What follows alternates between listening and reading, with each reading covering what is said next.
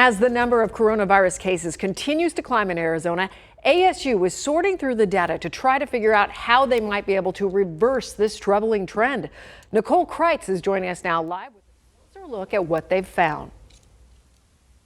Yeah, Chris, ASU plans to bring back students to campus this fall. We're talking 100,000 students and staff, so they're watching the numbers closely, increasing testing capacity, and making sure everyone is wearing a mask.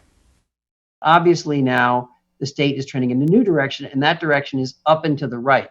Up and to the right is the direction you don't want to go. That is the foot on the accelerator. And that has researchers with the ASU Biodesign Institute taking notice. We do know that by far probably the most important thing we can do is mask wearing, because that is the way we transmit this virus, is by talking mostly. Short of a vaccine, Dr. Joshua LeBaire says wearing a mask in public is the best way to reverse this spike. I'm certainly not here saying that I think the sky is falling. I wouldn't take that position.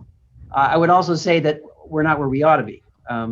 Where I believe we are is that we are seeing an acceleration in new cases, and I would like to do everything I can to stop that, because we are dealing with something that transmits exponentially. He says people in Arizona have either forgotten or don't fully understand we are in a pandemic. We just got to remind folks that this virus doesn't care. This virus is just a virus. It's going to hit anyone it can hit, and we are all fuel for its fire.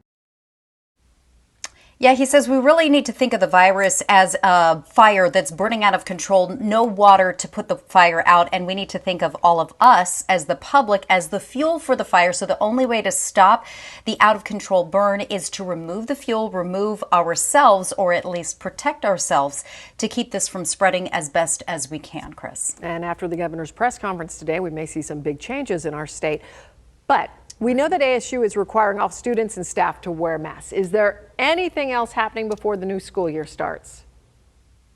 Yeah, ASU's also come up with a special automated test that uses saliva instead. And they say this is going to be so much easier to collect more tests. And they say ultimately, the more you're able to identify, the more you can trace COVID in our community, and the better chance you have to isolate it and slow the spread. We hear time and time and time again just how important testing is.